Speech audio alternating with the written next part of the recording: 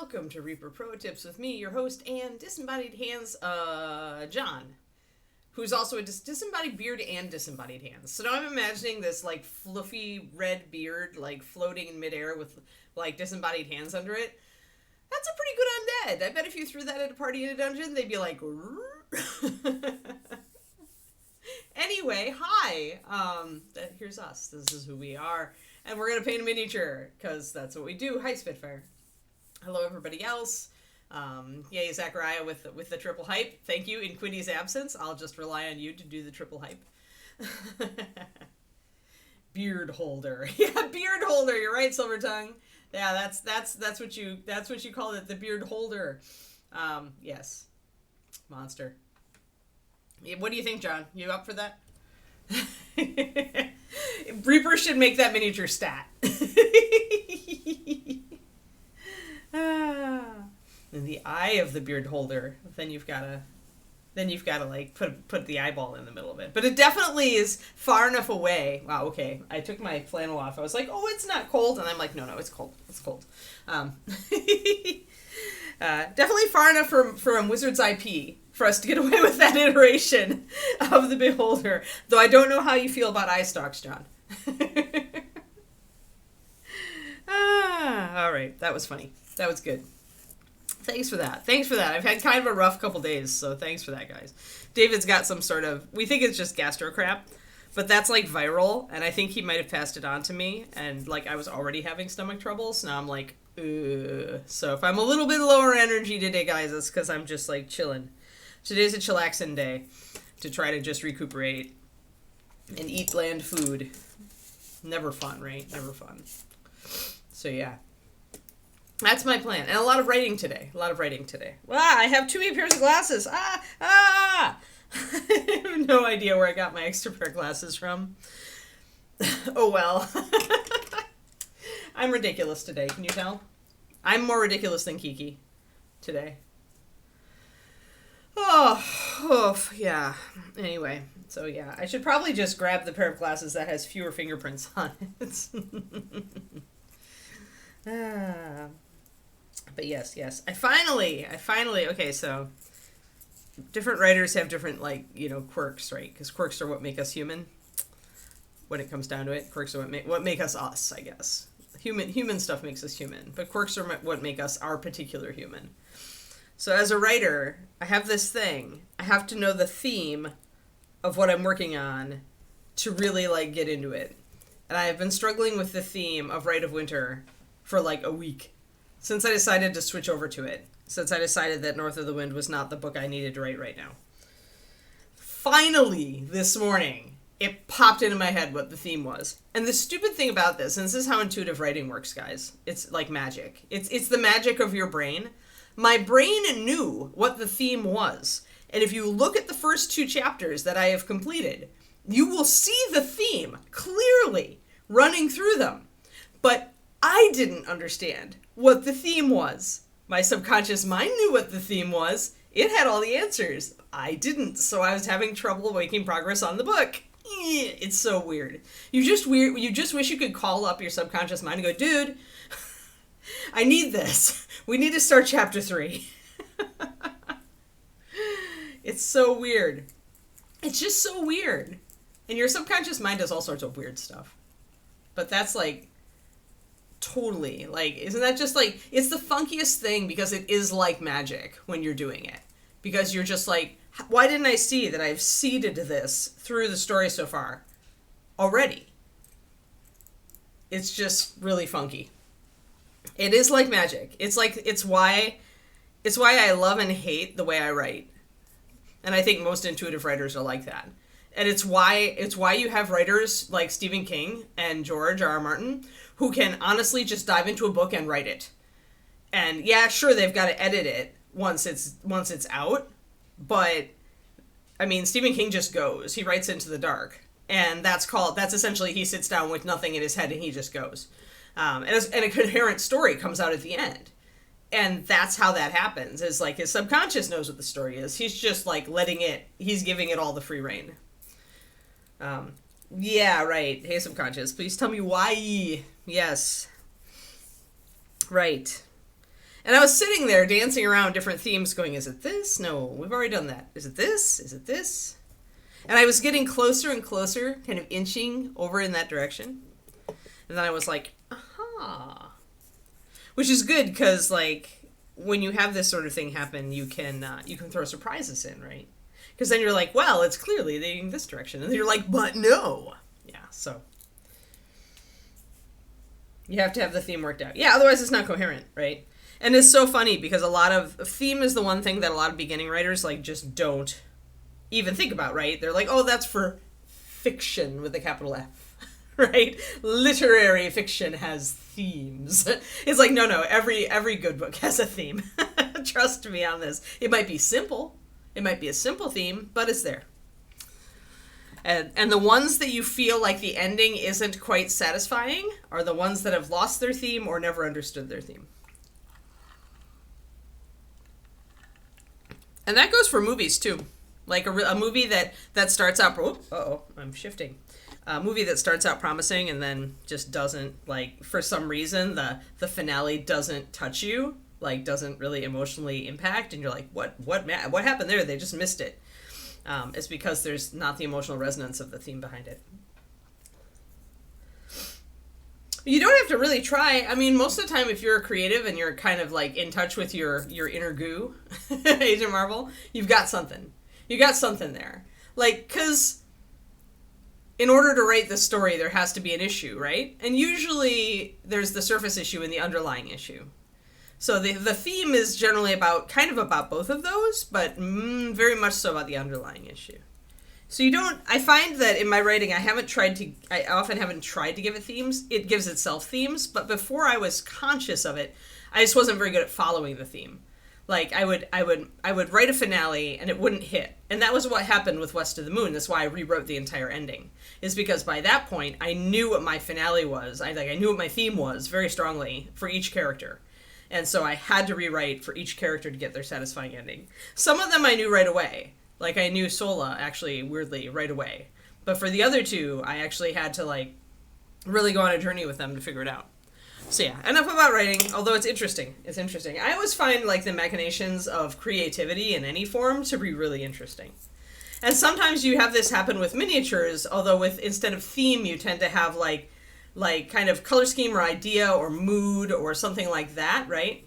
Or you've just got a vision of what that character should look like, and then you do it, and you're like, well, this didn't really work. And then, sometimes you have to go back to, well, who is this character, and what would, where am I going wrong here, right? That kind of thing. Masterpiece paint. Oh, yeah, for sure. I mean, any water-based paint will freeze at freezing. It's going to have, the freezing point may be a little lower than 32 degrees, but it's probably going to be 32 degrees because as Agent Marvel points out...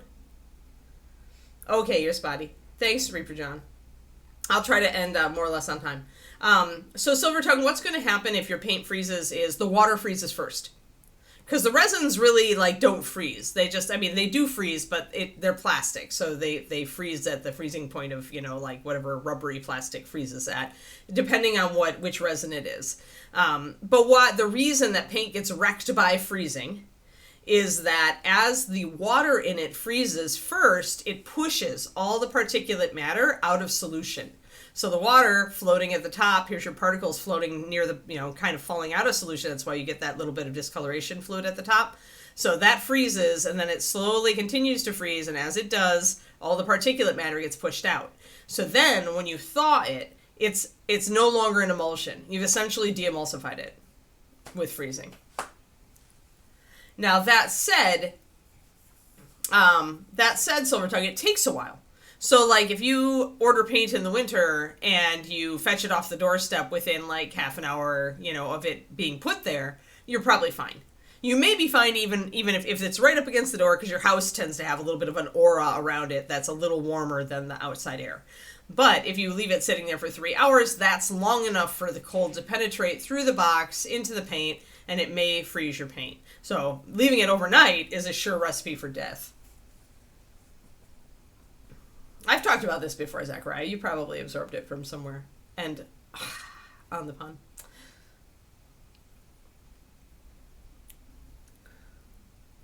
Yeah, yeah. It's just better to, hey, Kerniko. Yeah, it's just better. John has abandoned us, Kerniko. You're the mod. Responsibility. Oh, no! Yeah, hold on, hold on. Allergies. Quindy, if you're out there, take your allergy pill. Somewhere in the world, whatever Quindy is doing on her week off, she is having terrible allergies. Because she doesn't have me to remind her. I should text her. Actually, I will, because that's funny. Hold on, guys. Let me go on Discord and text Quindy. Quindy, here we go.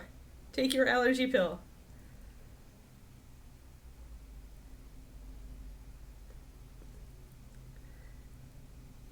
With a little happy, laughing face after it.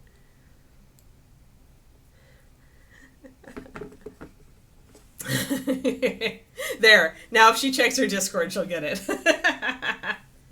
Yeah. No, you just have to ride herd on the cats here in the chat.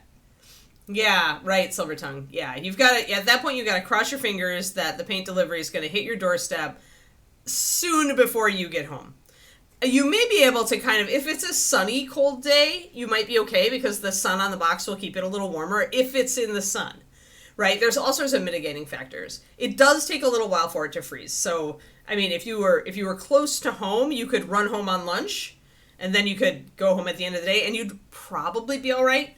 The first thing to check, though, Silver Tongue, is if you want a kind of a checker, the first indicator usually, when you open the box, look at the paints that are closest to the outside first, kind of feel them, see how cold they are. But if you have any metallics that you've ordered, metallics are the most sensitive to this sort of thing. And what usually happens with that is they turn to dust. Like they actually, if they are hard frozen, some of our bases will actually turn to dust. So it'll disintegrate. Cold will disintegrate metallic paint. At least some people have had this happen with Reaper metallics in the very, very freezing cold. So you could check it, and if you have powdery or weird-looking metallics, then you could be like, this box froze. Because the other problem with ordering paint in the winter is you don't know where they're leaving that shipment overnight. Do they just park it in a parking lot outside in sub-zero temperatures? Could be. So it isn't even, like, it may have been hard frozen before it even gets to you. This is why it's just like, a lot of people who order paint in the winter will do it next day. That way they know it's never going to be sitting in a parking lot freezing overnight. Or even second day usually. Won't. Because it'll be on a plane, in a depot, then on a truck, right?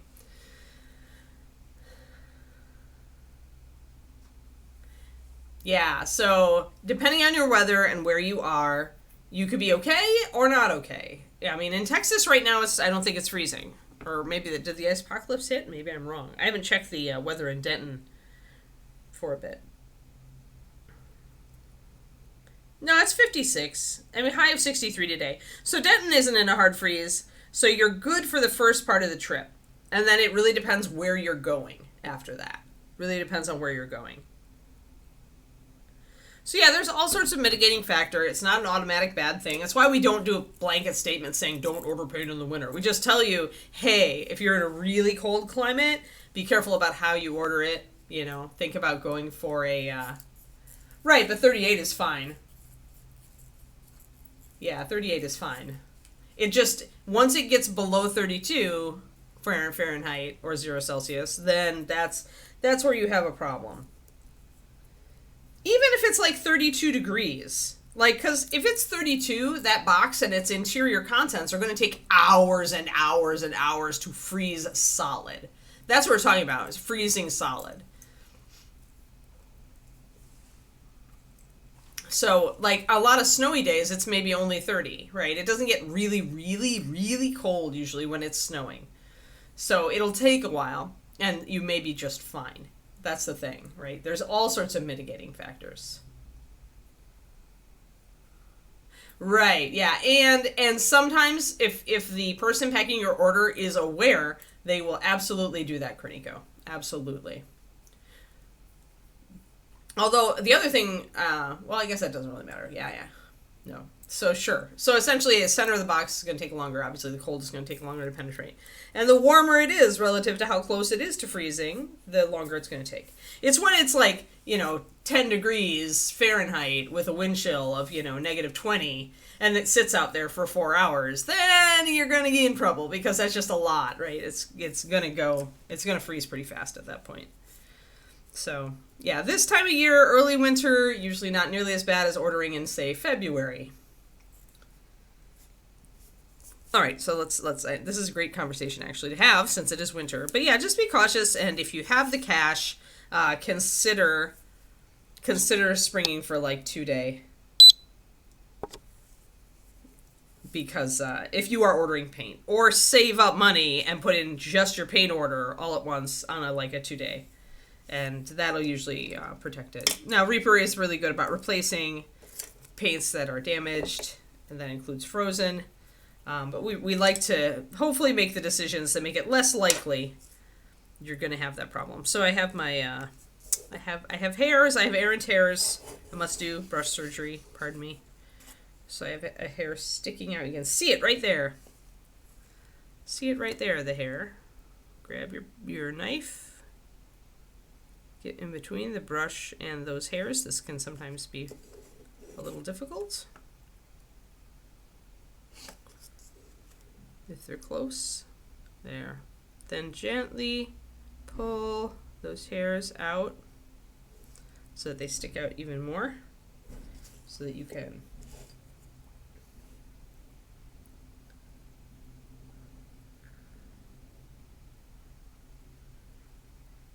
watch the PayPal thing. I just had an order screwed up from the PayPal bug. That may have been what hit you. If you put in your correct address, if you type your correct address in a Reaper or choose it, but you use PayPal to pay, and your PayPal address isn't fixed, it'll override. I found that out the hard way. That's how my order got screwed up. Because the PayPal information will override the entered in information. So I went and deleted all my old addresses from PayPal just to make sure. Because it was weird because I've used PayPal to pay for, I use it a lot actually for small purchases online. And I know that I've gotten the stuff, right? I haven't had this problem. So it's just like this bug that's intermittent wandering around. So just be careful. So contact customer service in that case, Silver Tongue. I contacted Katie and she got back to me promptly. Alrighty, what am I doing today? Do I feel like wood? Do I feel like rope? I feel like actually doing the gold, I think. It's a lot of gold, but we'll do it.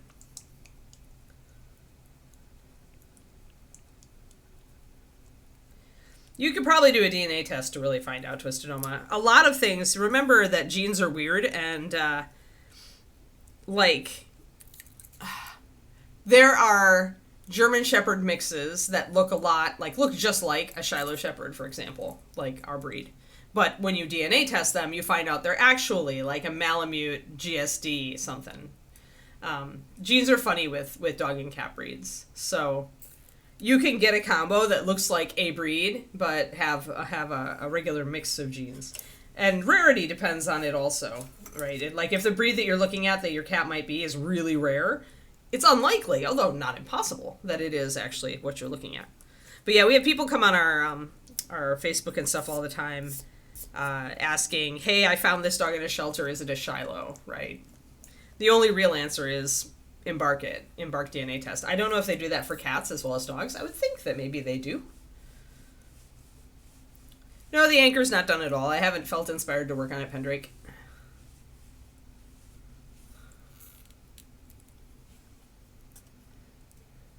Yeah, right. You had a half chow, half border collie who looked like a husky until you saw his tongue. Exactly, yeah. Yeah, genes are funky, and a lot of different breeds that are very different share clumps of genes. There's one of the main haplotypes in our Shiloh Shepherds that is common also in bulldogs. Obviously, Shiloh doesn't look anything like a bulldog. So, but the genes that are relegated to appearance are typically a tiny subsection of all the genes in an animal, tiny section. And so you get a lucky mix and it looks like something else than what it is. And I expect that's even truer with cats, which don't have nearly the variation in size and other things that dogs have.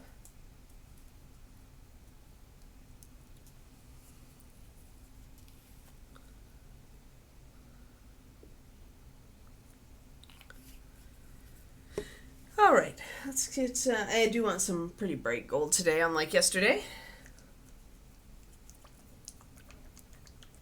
Yeah, the anchor is likely to be the last thing I do, Pendrake, because the amount of extra work that I do on rusting it out is going to depend on how the rest of the model looks.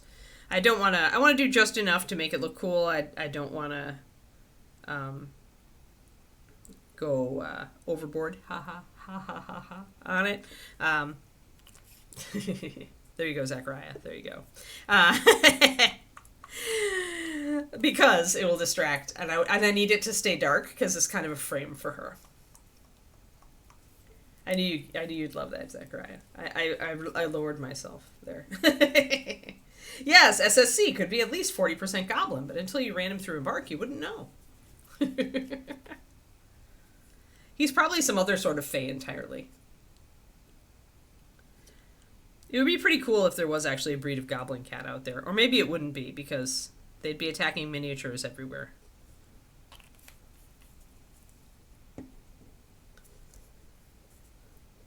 Toe beans. Yep.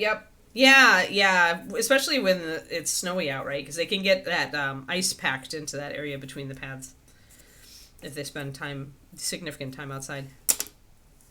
Kiki, if you trim the fur, they have better footing on slippery surfaces.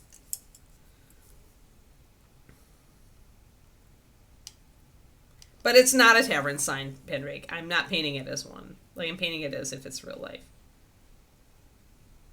Like, we've talked about this one. I guess you've missed out lots of streams. But we've talked about this before. Is that I'm painting it as if it's, like, a real thing. Even if it is a tavern sign, I am painting it as if it is a realistically painted tavern sign.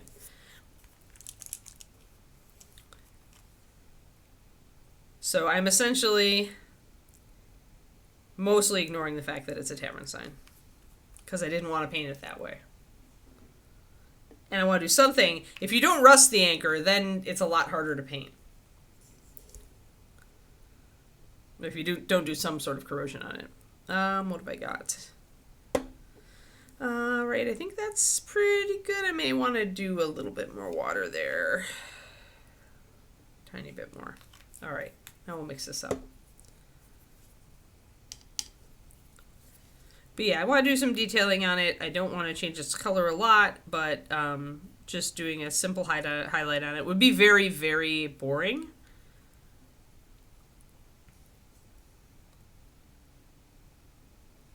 Well, they painted ship's figureheads, very elaborately. So I speak from experience, having painted one for the ghost ship.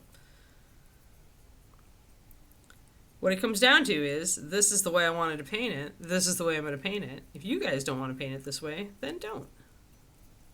Paint it some other way.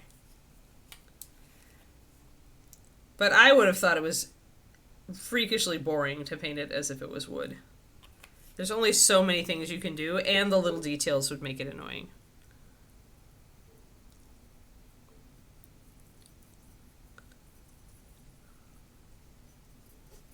Just tuning my ochre-like mid-tone color here. It's I washed it out a lot because I put a drop of white in it, a full drop, instead of the little bit that I usually do.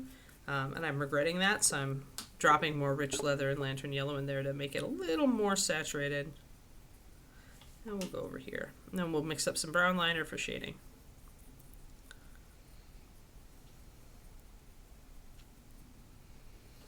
There we go.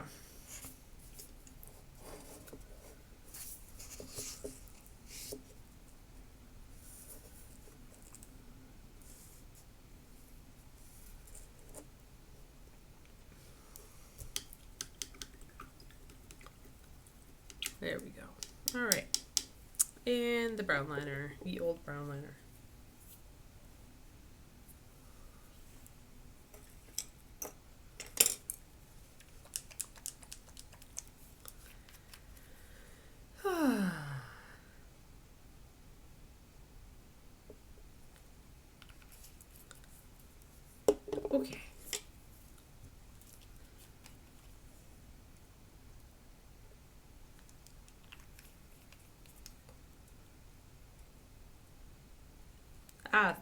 realize you hadn't watched this one at all, Airways.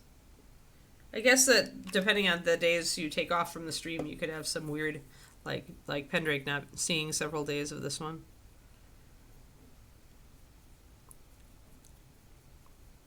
You could have some weird holes in your miniatures watching cycle.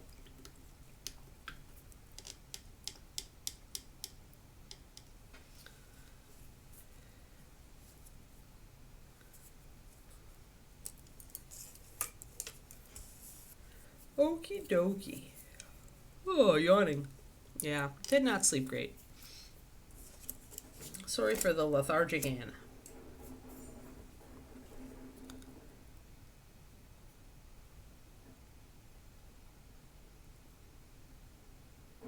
Ah, okay. That makes sense. Let's see here. We've got this like little bow tie shape. Let me get closer. Got this little bow tie shape on top of this little like round, probably a bauble or gemstone type of thing.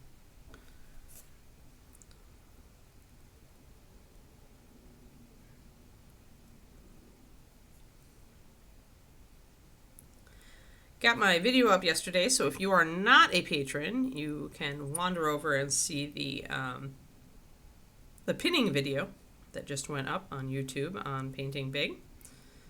And if you are a patron, you can wander over and watch, get the preview of the new priming video, which ended up having a crap ton of info in it. I was kind of shocked when I outlined it. It turns out there's a lot you can say about priming. I was like, this is going to be easy. And then I sat down to outline it and went, whoa. Because really with these videos, I'm trying to give everybody all the knowledge that I've gotten over the years, right? That turns out to be a lot.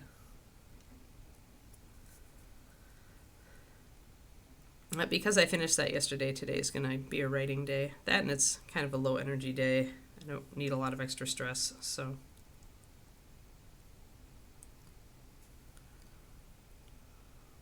We'll work on the new novella. I'm going to stick to calling it a novella or a book until I'm proven otherwise.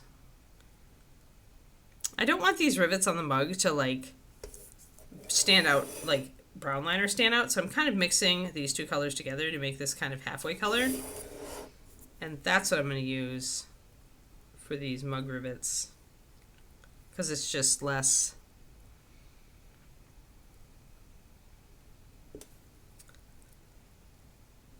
little less contrast, still a shadow, still will do what I want it to do, but it won't be quite as disruptive.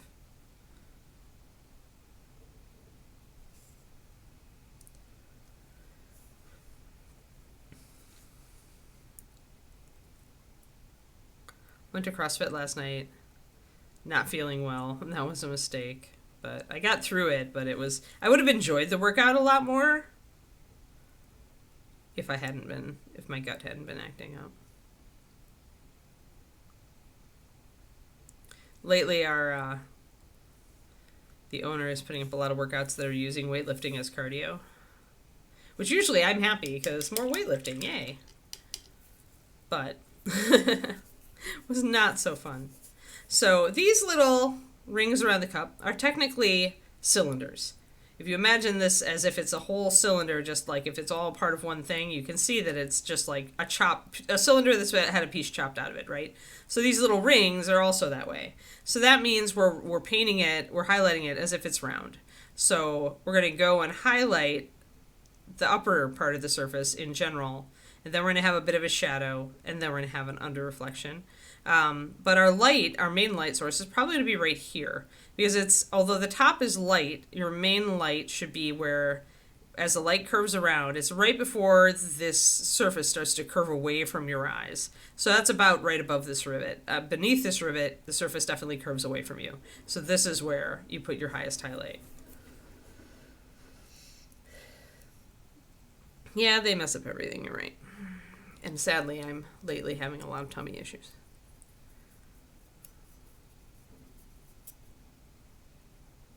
I had 3 blissful days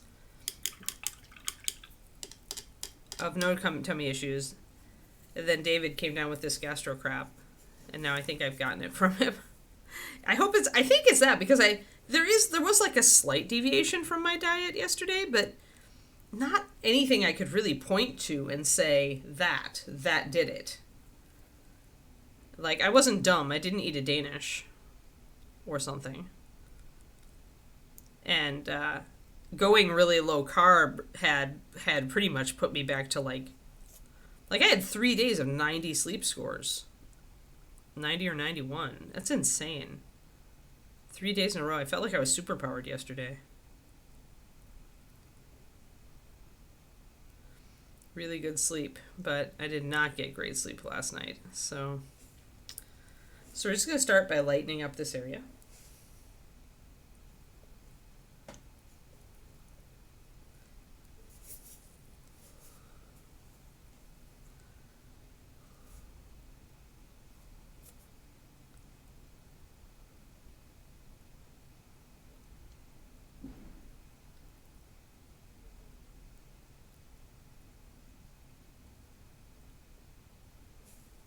I'm going to hit those rivets with this lighter gold color as well.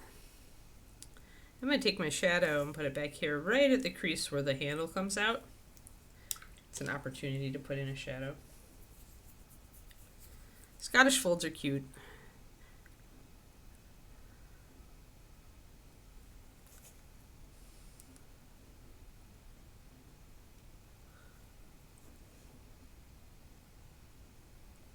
But if I had another purebred cat, I would want an Abyssinian again. So that was my heart cat, was Ishtar, my Abyssinian. I don't know that we'll ever have a cat, though. Neither David nor I want to clean a litter box, so we might just end up getting smaller and smaller dogs. Or maybe not. Like I said, I kind of want to go dog-free for a bit again, because I like traveling. I like being able to just up and travel without having to worry about a dog sitter.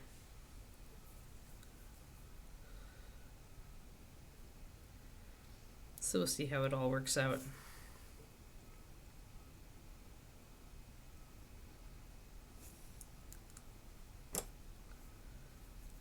Oh, I need to make a note. Given that, must make note.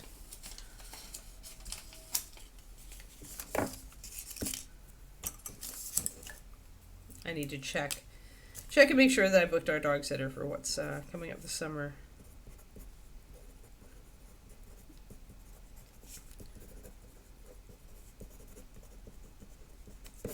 There. Needed some to-dos. Okay, so we've got that started.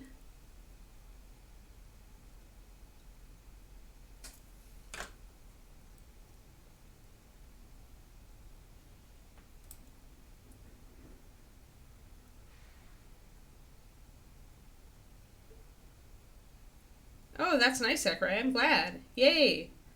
Yeah, stress reduction and exercise will help blood pressure a lot. It's good for you.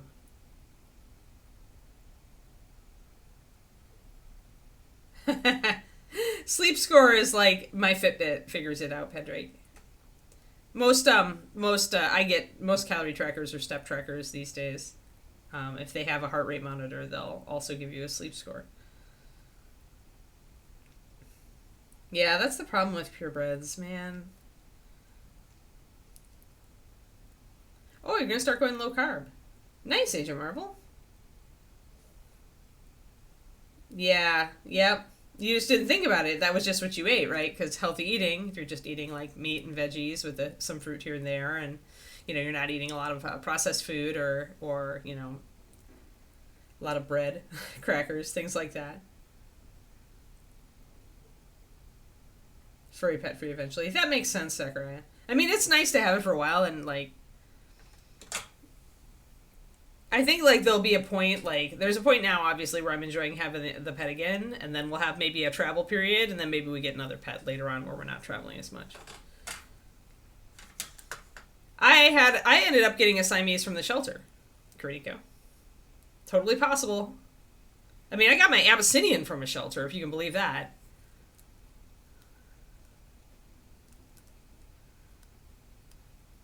The sleep score chart that usually they just put it in percentages, right? And it usually, if you get more REM sleep, so if you have a night where you dream a lot and you notice you feel well rested on the next day, that's usually like you've gotten a good sleep score, because I've found that my sleep scores are definitely higher the more I dream. Even if you don't remember your dreams, if you have a sense of having dreamed that night a lot. Ishtar had some respiratory stuff. She just had allergies for Nico, so I thought maybe they had just done that, or she just got out and chased a bird out of the yard, but nobody claimed her. She didn't have a microchip. So yeah, I got super lucky and got an Abyssinian, and I actually saw her the day she came into the shelter, put in my thing right away, and ended up with her.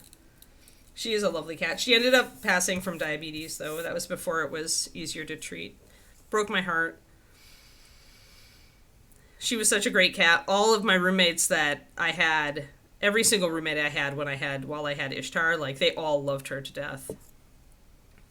She was such a sweet cat. Super awesome cat. But yeah, otherwise I don't know why she would have been given up. Beautiful cat. Was a ruddy, so she had the traditional baby mountain lion look with green eyes. She's a beautiful cat.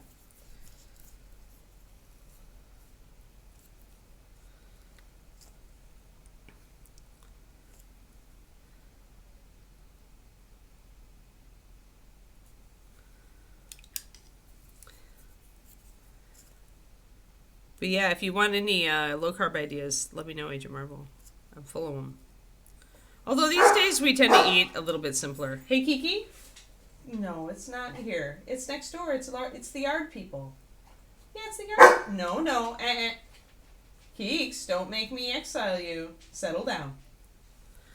It's not in our yard. This is the problem with living so close to other people.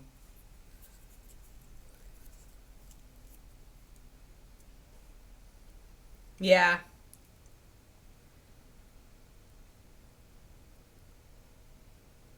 Yeah, whole grains, I mean, honestly, protein fills you up better than whole grains do. I mean, whole grains do to some people because fiber, right? Fiber and protein. But you can get fiber on a low carb. Although usually usually for low carb and fiber, I just add psyllium husk to my oatmeal. And then I eat a lot of vegetables. And it works.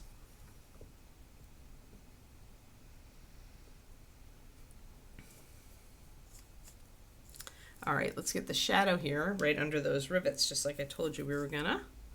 And I'm not using my straight brown liner for this. I'm using that mix I made. And if we want this to look softer or burnished, then we're going to want to have a little bit of a transition period before we hit our darkest shadow. So I'll bring that back in.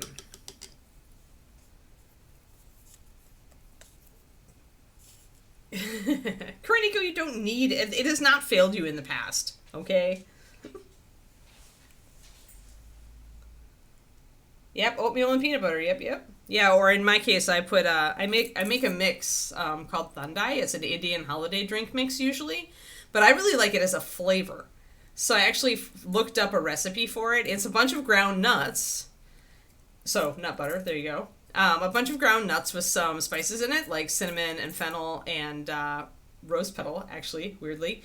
And all that is strongly pistachio. So it's like pistachio, fennel, rose. It's funky. It's weird. It's like nothing I'd ever had when I first had it. And I love it in oatmeal. I love it in oatmeal so much. Yeah, it's good stuff. Like I had to get a whole bunch of usually if you buy it prepackaged, it's not as good, but it's usually pistachio, cashew, almond, and then fennel, cinnamon, peppercorn, usually white or pink peppercorn, which is interesting. But the Indian, if you know anything about Indian spice flavors, they like a warm and cool profile on their spices, and so peppers is considered invigorating, and it was tossed into this, and then the rose petal. But it's, and then I just grind it all up in a spice grinder, and it turns into kind of this, if you grind it too long, it will turn into like a nut butter, because you've got enough nuts in there. But I stopped short of that, so it's more like a crumbly powder. And then I put a teaspoon in my oatmeal in the morning. It's just a really good flavor, and it travels well, so I can have my flavored oatmeal on the road. And since it's all spices and nuts, it's low carb. So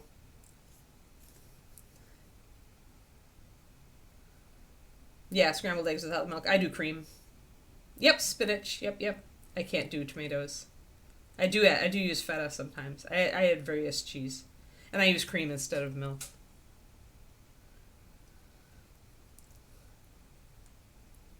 Granito.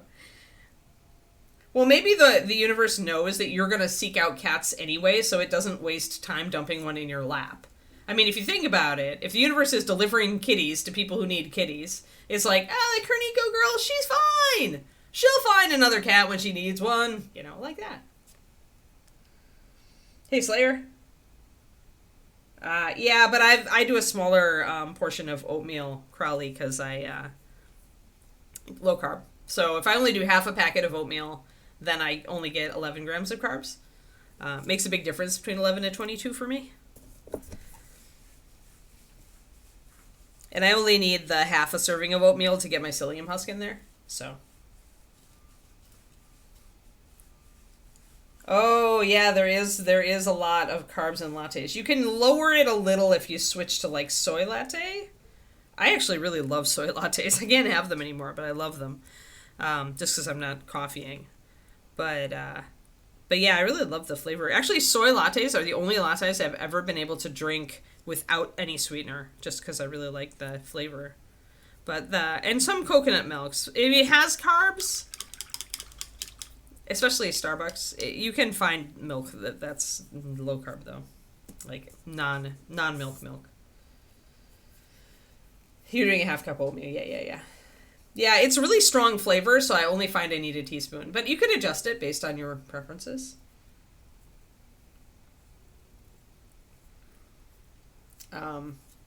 But hold on, I'm gonna write this out for you. Kiki, enough. I'm just getting a sticky note. There's really nothing going on except sticky notes over here. And you should be used to sticky notes, because sticky notes are always going on with Mama. Hi, Keeks. Hi, I'm going to write out a word for Crowley so he can find it online if he wants to search out a recipe. Hold on, where is it? So the thing is TH. So, and some are going to be more, that's what it is, Crowley. And some are going to be more complex and some are going to be less complex. But the one I use has cashews, almonds, pistachios, and then and watermelon seeds. Actually, is considered one of the key ingredients because it's very smooth. It makes a very smooth puree. So I ordered watermelon seeds online. I keep all my nuts in the freezer so that they last for pretty much ever, and I just grab them when I need them. And then rose petals, peppercorns, and fennel seed and cinnamon stick. I just put it in a spice grinder. So yeah. But yeah, that's what it's spelled. That's what it's spelled like. Now you know. I love that stuff. And yeah, you can get prepackaged mixes, but they're just not. They're usually loaded with sugar, and they're not as good. I found a rare good one, and that was how I knew that I really liked it in my oatmeal. But even then, that one had a lot of sweetener, so I ended up looking up this recipe, and I like it a lot. I keep pretty much everything from that is in my freezer. So like the peppercorns and the rose petals, only the fennel seed because I use fennel in other things stays out, but keep it frozen and make it in batches. Honestly, the only thing that I tend to eat for snacky things on keto or on low carb is pork rinds. You can find some crackers, Agent Marvel, that are lower carb. Like Mary's Gone crackers, and there's a couple others. I tried to get off of crackers because they tend to be addictive. I tend to eat way too many of them. So chicharrones or pork rinds are what I do now. And I usually only have them for a snack with lunch. But that way, if I need a crunchy thing, I have a crunchy thing. And they're surprisingly good with dip, actually. But normally that's where keto kind of falls down, because on the crunchy fried things. But pretty much pork rinds. I've also done things like if you're just going lower carb, it depends on how low carb you're going. But there are things like dried soybeans, dried chickpeas that are crunchy, that have a little bit less of a carb profile. You can find those in specialty stores like Sprouts and Whole Foods, and if you have a specialty grocery near you, you might be able to find them. Like I've got one that's like dried edamame that's Thai chili flavored, and that's pretty tasty. And they're not super high carb. They're not super low carb either, but they're lower carb, right? So the other alternative is that you have your potato chips, but you just have a much smaller serving of them. That's up to you. I've been known to do that. I don't do potato chips, but with crackers sometimes I will just have like 3 crackers, break them in half, so I have 6 crackers and just use those. Yeah, popcorn, especially the Skinny Pop stuff is really good. The Skinny Pop kettle corn, and that's lower carb. Again, lower. If you eat a ton of it, you'll still get a bunch of carbs, but I will have some of the Skinny Pop stuff sometimes. It's good. The kettle corn especially is really good. It's not as sugary. It has just a touch of sweetness, sweet and salty, and I really appreciate that. Yeah, popcorn, and popcorn has protein, so it's a little bit better, gives you a better profile nutritionally. So a lot of us don't get enough protein anyway.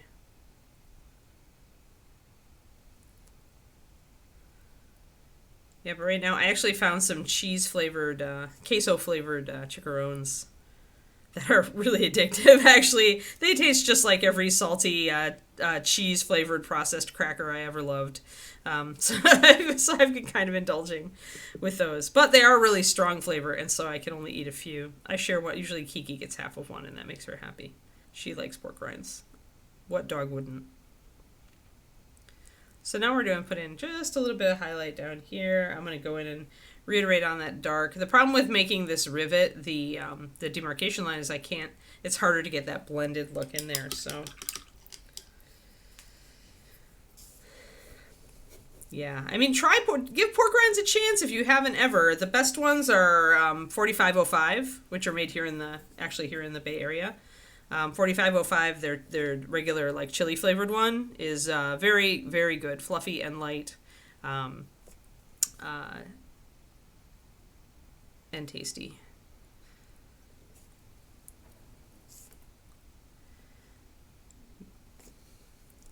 I never thought I would eat those things until I was on keto, and then I was like, that was my one option that I could have, and I was like, I gave it a chance, and I was like, these are surprisingly good.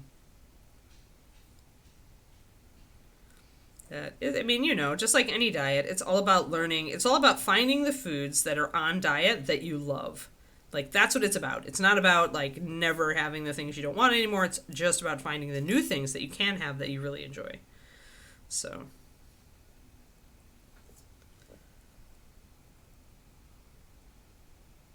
yeah, right. We all did crazy crap back in high school.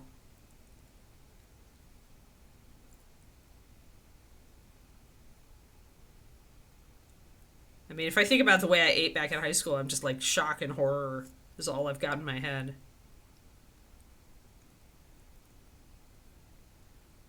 So I'm trying to blend in this yeah, that looks a little bit better. Just blending it in a little bit more.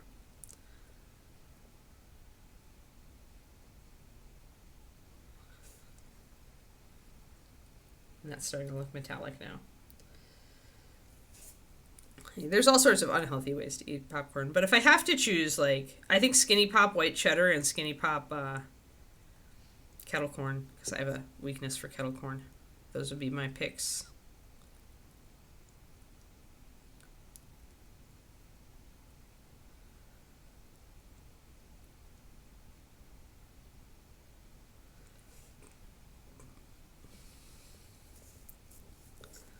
I started concentrating more on portion size lately, though, and I've dropped another pound. So it broke. I was sitting at one weight for ages, the same darn weight, and months, and it was really annoying me after the 5 pounds that I initially dropped on CrossFit. But then yesterday I dropped another pound. So apparently I've just been trying to eat a little less. Like I ordered new bowls that were not huge. They were little bowls. They're the kind of bowl you would normally get like rice in at a Asian restaurant, so they're smaller. But I've just been using that as my stew bowl and my, or whenever we eat anything that requires a bowl. I've been using that instead of the big regular size bowls we've had. So it's nice because I feel like I eat a lot less. I eat a lot more in line with what I actually want. And they're pretty. They have to be pretty.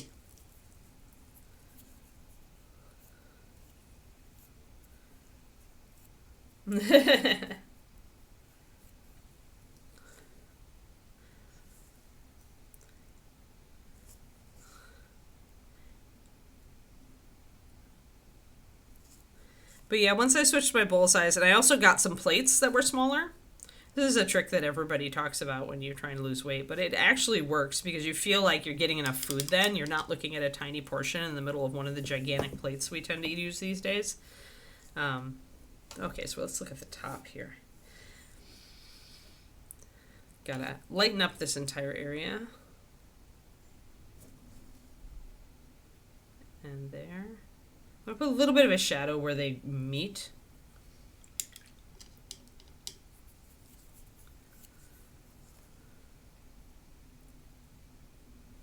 But yeah, when I'm on vacation, like when I'm in airports and stuff and I can't find my normal snacks, I'll usually can find the Skinny Pop somewhere.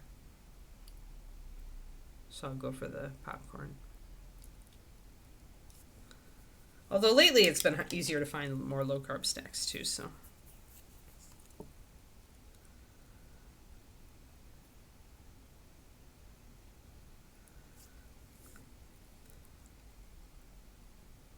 I've gotten resigned to the fact that this is just my body. I do better on a low-carb diet. Like, I sleep better, I feel better, my gut is happy. It's just... I can break it every once in a while. If I really want to splurge and have a pastry one day, it's not going to kill me. But if I do that for too many days in a row, like I did over Thanksgiving, it's going to just destroy me. And then I have to struggle to get back to normal. I tell you, it was a real eye-opener when my 5-year journal, I was reading last year's entries, and it's all about how bad I felt after Thanksgiving last year. And here I am again, feeling bad after Thanksgiving. So... I think next year I'll be learning. In fact, I may put a pre-note. I may look up when Thanksgiving is next year and put a pre-note in my journal 3 days before saying, remember how crappy you felt last year after Thanksgiving. Be smart. Because, and isn't that would be note to future me. That this 5-year journal lets me do that, right? That's so smart. In fact, I'm going to write that down right now. Note to future self on Thanksgiving. Or before Thanksgiving. Because I use this journal. This is pretty much the journal I use religiously now. I love it. I love having a perspective on where I was a year ago. It's going to be even more interesting when I get to the end of a 5-year, right? Think about how many books I'm going to have out by then. Note to future self before Thanksgiving. Because look at, like, when we went to Hawaii. I went off diet periodically in Hawaii, but I was generally really good about eating less and about trying to stay mostly on diet. And I came through Hawaii with flying colors. Like, I felt great. That I only had one day, and that was a day that I had, like, 2 sugary drinks, and I was like, whoa, whoa, whoa, whoa. But yeah, note to future self, guys. Seriously, 5-year journal, like, awesome. If it helps me stay, like, feeling better and reminds me not to be dumb, I'll take it. I'll take the win.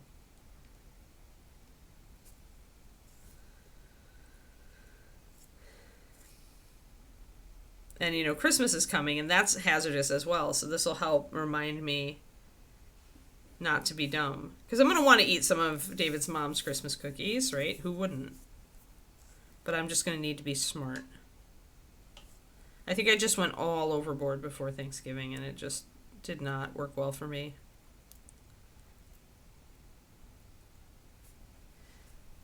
I think it's that there are several days. Bascuro thinks of for future. You can get them on Amazon. I just typed in 5-year journal Twisted Oma. They're hardcover because they're actually pretty durable because they need to be for 5 years. But they come in all different cover colors. So I got a purple one. And yeah, if you like, is it a late Thanksgiving next year? Yeah. Yeah, if you have a friend who loves to journal, the 5 year journal is like an eye opener, just because it gives you such a perspective on where your life is. And like I said, for me with the dietary stuff, I think it's going to be good for just reminding myself to be smart, right? Yeah, you could also use your calendar app if you do it. It's a paper journal. I prefer to write longhand when I can. That's why I do all my lists in longhand, Pendrake, and I use the Todoist app, but I also do a handwritten to-do list for the day to capture all the little things. So like my Todoist app has all my big stuff on it, but then the little things I need to do every day, I also use a handwritten list. I used to write all my stories longhand, but then I got very fast at typing when I worked at the Relay for the hearing and speech impaired, and so then I was just like, well, it's going to be typing from here on out, because I just had a superpower at that point. I was not gonna just look that superpower in the mouth and turn it away. But yeah, the 5 year journal is a written journal, but because it's every page is 1 year and it's 5 sections, or 1 day and it's 5 years. If they're short, so you don't have to write a lot, right? You don't have to fill the space. Usually, just like 4 or 5 sentences will fill the space. But it would be a good way. It would be actually a really good way to keep a separate food journal. Like if you were starting to have symptoms of the stuff that I've got, or you were just trying to nail down an allergy or something, a 5 year journal could be a really good tool for that. Because every day you just like write down what you eat, real short, and then how you feel the next day, or how you feel at the end of the day, or how you sleep. Right? I can think of so many uses for this thing, but it's just really cool how it reminds me. Hey, Miniature Den. How's it going?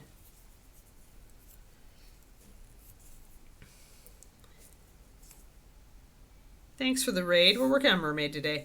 I was just working on the gold here on the mug, and I was going to do some of the gold on this area as well. Trying to get it off my plate. The little rivets on here make this annoying, more annoying than it should be.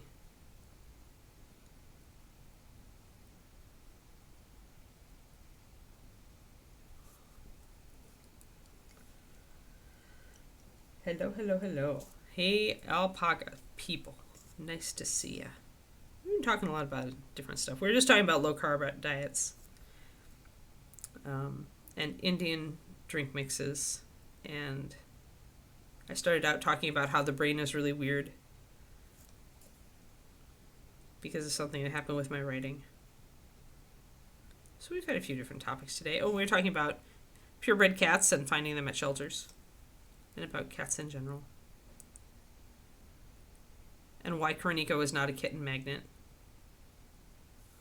even though she wants to be. But really she is. It's just she's very proactive about it.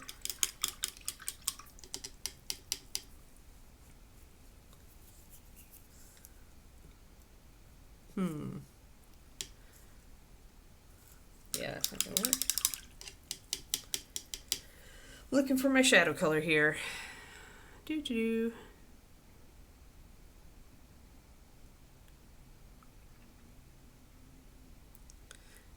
But yeah, and I was just talking about my 5 year journal that I have, which is really cool. If anybody out there likes to journal and hasn't, among you alpacas, and you haven't tried the 5 year journal, it's really cool. Essentially, every page is 1 day, and then there are five blanks on that page for each of 5 years, and you just you go ahead and fill out each day as you go, and then you loop around at the end of the year. And that's where it starts getting cool, because you can reread your entry from the previous year and really get some understanding and where you were and some perspective. It's pretty cool. If you're trying to make life changes and you want to be able to see progress, I think the 5 year journal is a great tool for that.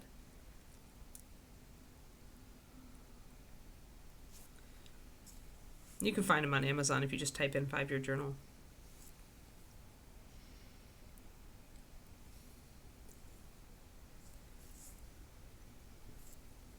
I was just talking about it because I'm having some gut issues, and it let me see that I was just as stupid last Thanksgiving as I was this Thanksgiving.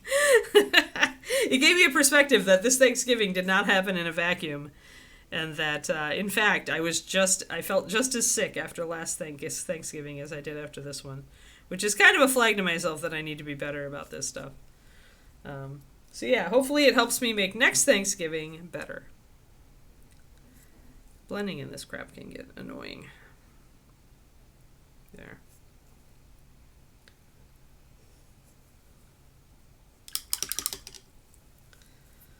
You cannot have all the kittens, Grinnico. How many extra jobs would you need to support all those kittens? I know you think you want all the kittens, but really you have glorious kittens. Like, your kittens are very cool and idiosyncratic, as cats tend to be.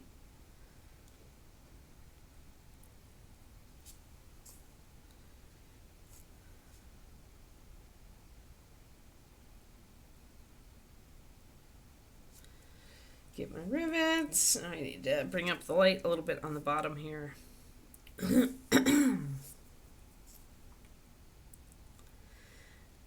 I think having like 4 dogs and a cat at one point during my past life broke me of wanting all the fuzzies. Because it was a hard lesson to learn that I didn't have enough time, as much time as I wanted to spend with each of my animals, because I had so many. So that kind of like reset my brain on that. That's why I'm so happy just having 1 dog right now. 1 animal to worry about, 1 animal to spend time with. Sorry guys, I got off camera there. So we're trying to bring the light up just a little bit on the bottom.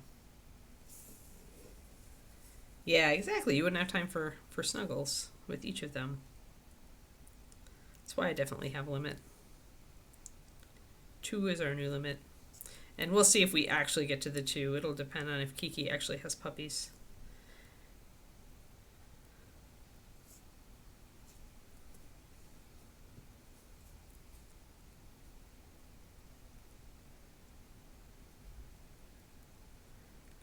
Gonna bring this up around. Just like with swords, it can be effective to line the edges of the surface with white or a lighter color to show the shine and the reflection, and to kind of carry those highlights around the surface. I feel like this one's not as successful. I need to take that the dark spot around those rivets down like I did on the other side. Yes, 1 dog to bring them all in the darkness, nom them. Yes, for sure.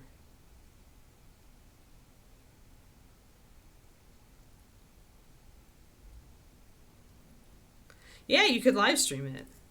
Make it a Twitch thing.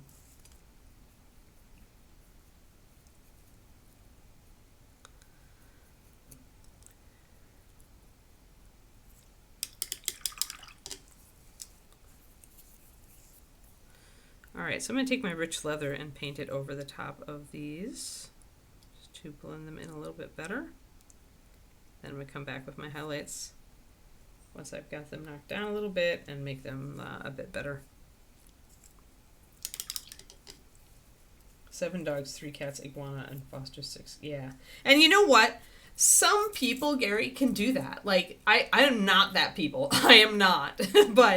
But there are some people where, like, caregiving is just their nature, and they are happiest when they have, like, just a bustling house full of things to take care of and people to take care of and fuzzies to take care of. And, like, all the power, like, if that's what they're putting the lion's share of their time. I couldn't do it because I tend to like to relate to each animal individually more. But some people just love that, like, yeah, very organized. Yeah, you'd have to be. You would have to be. But some people just glory in that. I don't have that skill set. I don't. Even thinking about that pulls the energy out of you, Agent Marble. Yeah, I really admire people who can do that they have a different brain than I do. Part of me just, and actually, I've proven this because I took when I took the Clifton Strengths test, the Strengths Finder test, one of my top 5 strengths is individualization. And what that essentially means is that I'm very good at spotting the differences in individuals, and I like to relate to them on each individual level. So for me, having that many social bonds in the household would actually be like really draining, because I would constantly feel like I couldn't spend individual time with everyone on the level I wanted to, right? But if you have more of a different set of like mental abilities, like that one, like your friend is just highly organized and like just enjoys like just being with all those people and having that level of bustle in the house, then that's fantastic. It's like just totally not me.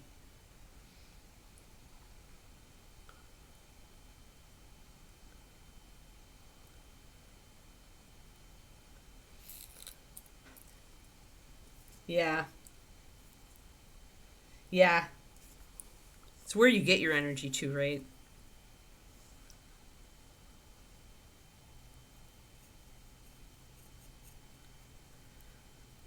Like, I'm very happy just having one dog now. I could see having two, because I have liked having two in the past, because they do like hang out with each other. They keep each other a little busy. You know, Kiki wouldn't be always wanting to like chew on us. She'd want to chew on her dog friend, that kind of thing. And you can let them out and they'll run together and play chase, and there's all sorts of like pluses for that. Um, just edge this a little bit with white. Uh, but yeah, but beyond two, I think is just not going to happen. Especially not with my husband. He's not. He was never a dog person. He loves Kiki to death, but she is work, and he understands that she's work, and he's like, I could see one more, but that's about it. We'd never have more than two, because we both have a lot going on, and we like to spend a lot of time in our off time doing things that aren't like related to like the animals, and so if we're honest with ourselves, we have to keep that in mind. And of course, the fact that we are dog people right now instead of cat people, cats are a little less work. That affects it as well. Yeah, we're going another 20 minutes and a few minutes, so pop back around 1.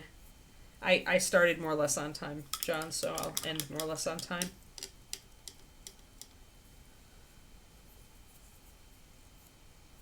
Yeah, Turgeon, but that's a different thing. That's a like hoarding, that sort of thing is a different disorder, right? Is a mental disorder.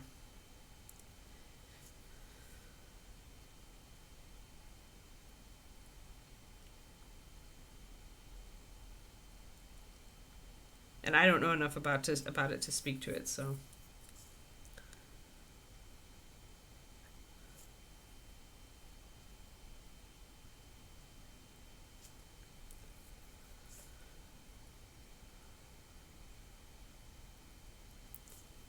Right now, I'm just annoyed at this freaking mug. The freaking mug is not doing what I want it to do. Oh, right, it's Luca. It is Luca. Is Luca on, John? Is he coming? He was just here, so maybe he'll return. If Luca is returning, then yeah, we have to end at 1 promptly, more or less.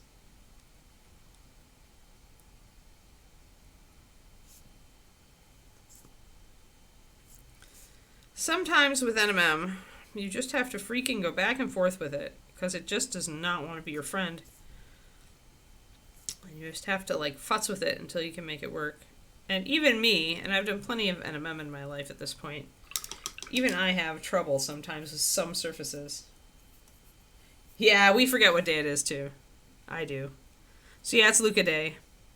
So I will be ready to hand off at 1 your time.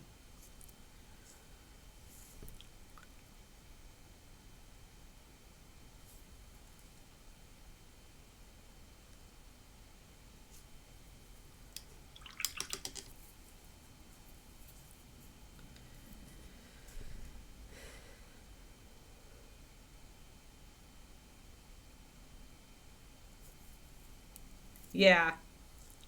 Yeah, because hoarding is like, you can say all you want, but when all the animals you're taking in to help have issues, obviously that's not so much it. Like, I'm sure that that's what her outside brain told her, But what her subconscious was doing was a different matter.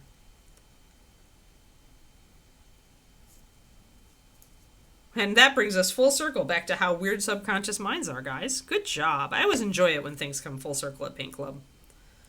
They have an unnerving way of doing so. That whatever you were talking about at the beginning of Paint Club is what you end up talking about at the end. So that's a little better. I had to futz with it. I'm still not happy with that. Hey, Roger. Yeah, that's the thing, is that people who end up in terrible situations like that, they don't mean to be there. But usually there's something going on in their brains that they just haven't dealt with. And that's when it starts getting a little crazy.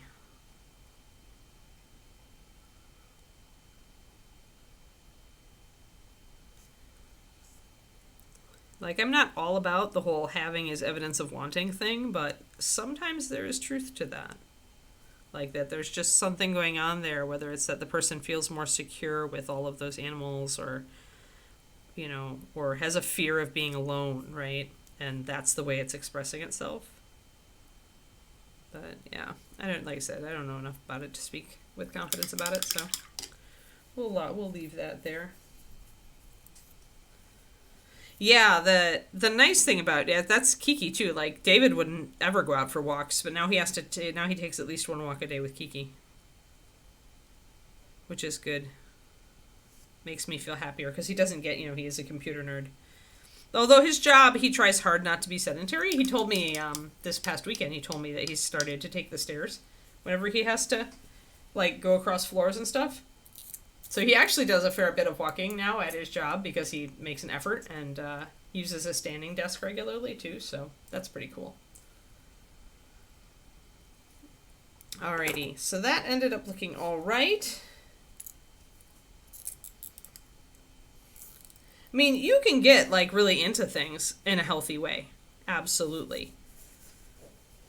But then they're also, like, if it starts to get unhealthy, then you have to ask yourself where that's coming from. And sometimes it's not obvious. A lot of people suffer from this kind of thing around money. Like, they've got hang-ups about money that have been their hang-ups for a long time, and it gets to the point where it's not, like, the healthiest mindset to have.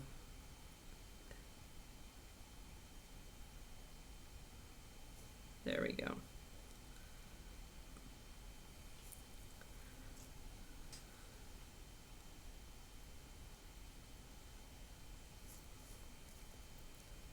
Yeah, well, and usually you can't. Usually something happens, Agent Marvel, that gives you kind of that wake-up call. Not the bolt of lightning. I mean, some people come to it slowly. They just slowly get more and more frustrated, and then they finally break through and realize that they've been, not being good for themselves.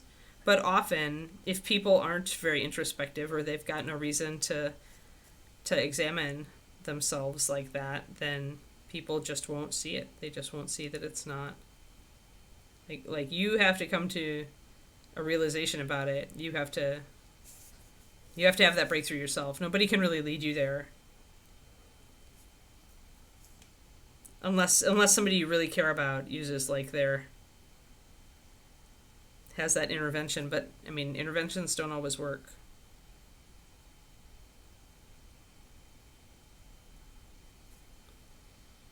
There we go. So I'm very happy with the front. That's great. Okay. Yeah,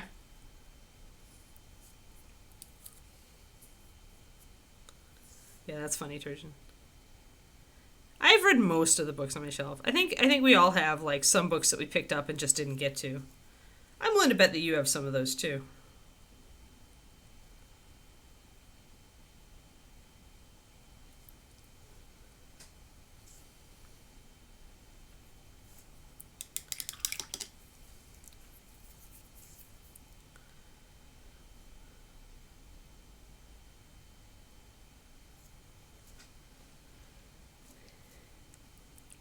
For me, it's like I still want to read things, and there's still content I wish to read, but it's the time. It's finding the time to read. I have gone back to reading a little bit in the evenings while I'm doing my stretches, and that's nice. So I can actually catch up on some of the fiction that I've been wanting to read.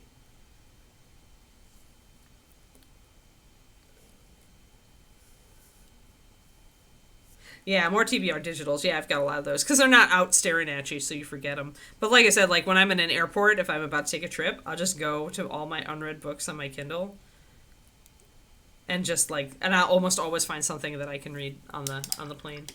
So I do get to them. I just don't get to them like right away.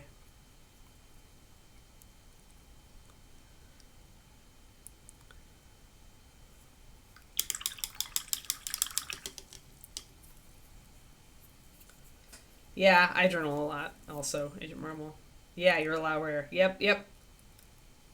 And that's kind of how you get there, right? Is like when you start that self-discovery journey, like just starting it, just starting down that road can help you make you more self-aware for in the future. I mean, we all kind of backslide. We all have those moments where we're like, darn it, I already learned this. Why am I doing this again? But as time goes on, you fall down less often. Yeah, so these little guys are going to be annoying.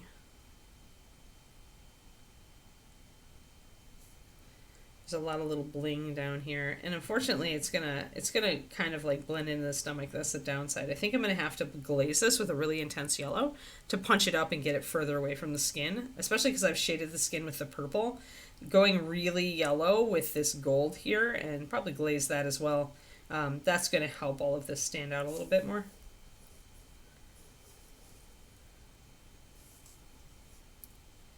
Yeah, yeah. Sometimes, especially nonfiction, tends to be like that. Like, it's the weirdest thing, but sometimes I've picked up a nonfiction book that I've had for a while and finally started reading it, and it was exactly what I needed at that time.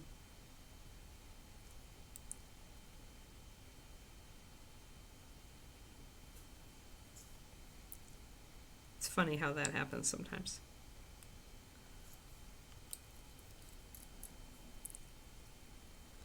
So we've got little tiny. I might take these little.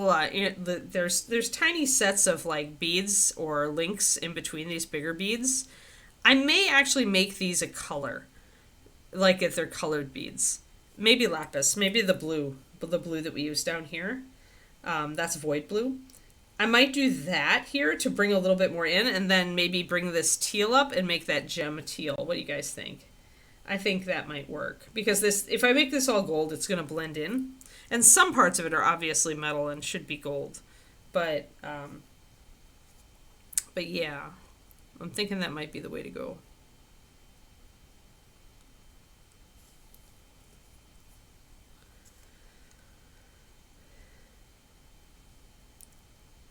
On the subject of other unknowable things, John, if you're out there, I was looking at Path of Exile builds last night, and man, nobody knows what's going to be good this league, do they? It's like only I found one guy who was like he was the top rated video for the new expansion or the new league, the new season, and his title of his video was "Nobody knows what's going to be good in Path of Exile this season," because apparently the changes are so big. I thought that was super funny.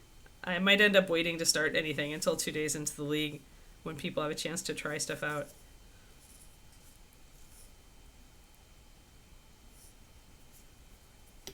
You held off opening it, Pendrake?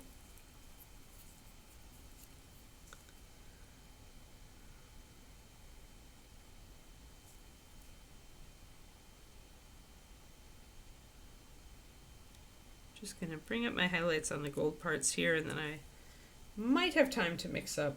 They changed all the quality and alternate gems. Yeah, that's a big meta shakeup. Yeah, which I love. I love it when things are less predictable. So yeah, I can't wait to see. I've made a note of like several builds that I might be interested in, so I'm interested to see what ends up being cool.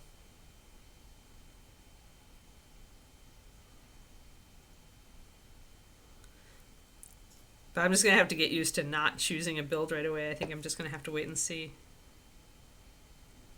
My parents are here this weekend anyway, so we wouldn't be able to, like, blow a ton of time on Path of Exile.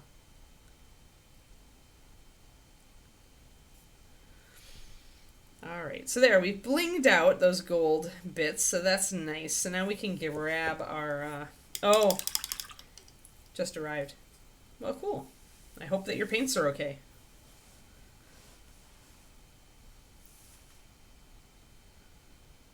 That's nice, Sturgeon. Yeah. Some books are tradition. I was just looking. This bookshelf has a lot of books that I just generally go back and reread a lot. And I was just looking at one of them the other day, and I'm like, I haven't read that for ages, and I really loved it. And I wonder if it's held up, right? Like, I wonder if I would like it as much now. Because sometimes you don't. Alright, so I need... Void Blue. Void isn't a color I use a lot because there are other dark blues with better coverage in the MSP line. Like Ultramarine Shadow. But sometimes I just want that particular really vibrant blue color. And so I just deal with it. Sometimes I'll mix it with white, with just a tad of white, and then I'll go over the top with pure void. That's probably what I'll do here. I'll do an undercoat of those beads in white so that the color covers better.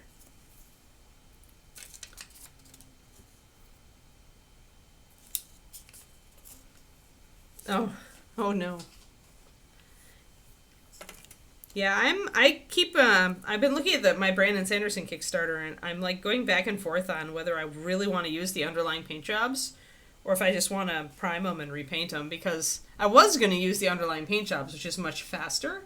But when I look at the concept art, they deviated from some of the colors, and I'm not as much of a fan of how they did it, because they were really trying to keep it simple, right? Obviously, for these pre-paints. And I'm like, I could probably do a better job if I just primed it and block painted it and then went from there. And just kept it fast, right? Kept my paint jobs fast. And for those who are watching that don't know what I'm talking about, Brandon Sanderson's Stormlight Archives, the epic fantasy books that he writes, they did a miniatures Kickstarter for it. And they had the basic like 30mm miniatures, which are all very nice sculpts actually, but they also did a set that are, I think they're about maybe 75s. They're about 75mm. So they did a bigger set that were pre-paints, and pre-paints never stopped me from buying something in a big size, because I always, like I said, I can always do an overpaint, do a repaint of it.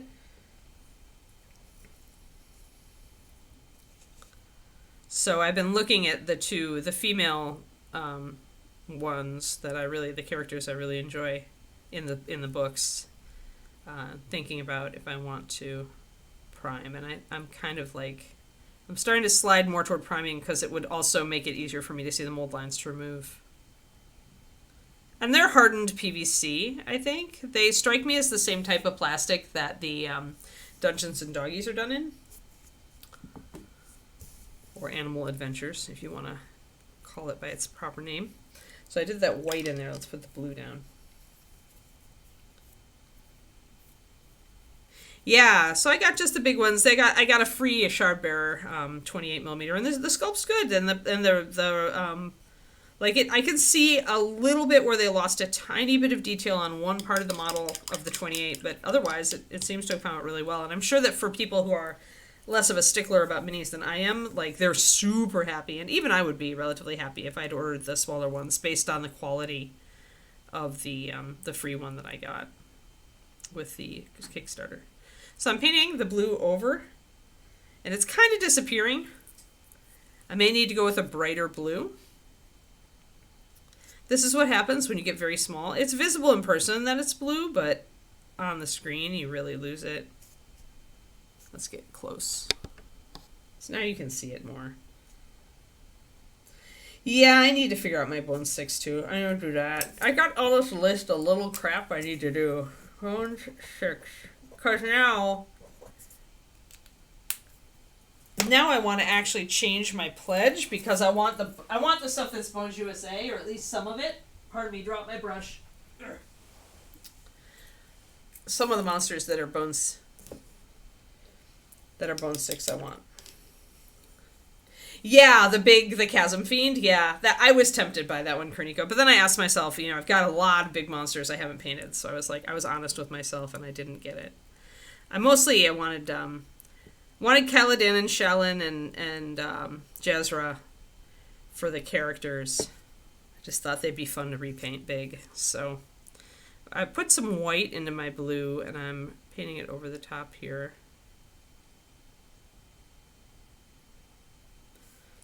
Brings it out a little, you can see it a little brighter then.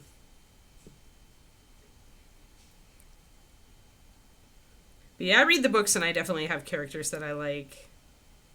I'm only on the second book because they're such tremendously huge books that it take me a long time to read. And I have to be in the mood for epic fantasy because it's so it's so epic. This is why I don't truly write epic fantasy. My books are shorter than that. They're longer than average, but shorter than that. I'm not Brandon Sanderson. I am not putting 3 novels into one book and calling it a novel.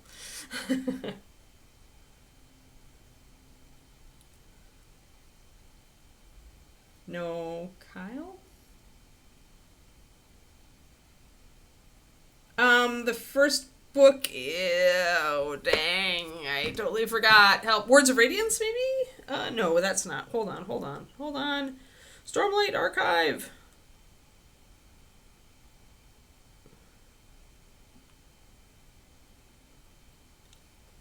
No, Wrath of Kings.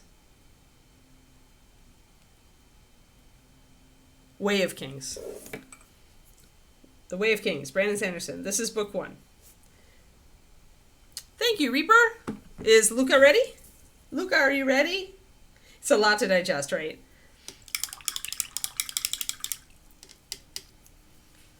Way of Kings, yeah.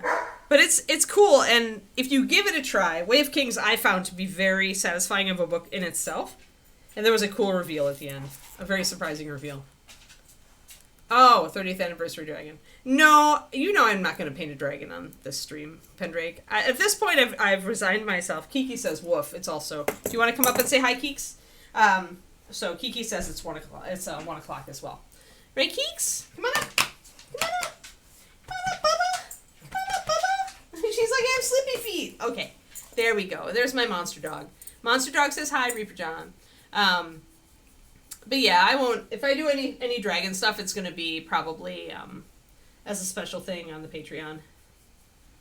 Is it Keeks? Hi, Keeks. Is it time for your walk? Reaper John is good at reminding us that it's time for your walk. Yeah, it's true. It's true, Fuzzball. Hi. Hi, Fuzzball. Who's my good girl? Who's my good girl? There's my good girl. Oh, no, Dion. What's Dion? What, Dion? There's your ears. Your ears came out. Ears. She always loses her ears. Yep, sighting made, so day made. Exactly. So, all right, everybody, we'll just call it here. Hold on, they can't see it, Papa. There. So we'll call it here. We'll do that gemstone next. I'll block it in white after the stream is done, but we'll let Luca take over. And Kiki... Oh, there we go. Yay! All right. Yeah, Kiki, good girl. Kiki says it's walk time. Thank you, everybody, for attending. Tomorrow we are back to working on our, more difficult than anticipated Vampire Barbarian. We have been, we were adjusting things last time, and we added in a color. So now we're working on integrating that kind of teal color into the model, the shark bite. Which actually I like it. I like it quite a bit more than I thought. So we're slowly closing in on filling in everything and getting a real idea where our color map looks like. So that's really cool. Yeah, it's Vampirian tomorrow. So thank you very much, everybody. Mermaid and Vampirian say thanks for showing up, and yeah, that's what we'll work on tomorrow. I hope you all are having a good week. Hopefully a little better than mine. And I hope you enjoy Luca's stream. John, thank you for herding cats and us, and Kerniko as well. And have a great day, everybody. All right? Bye-bye.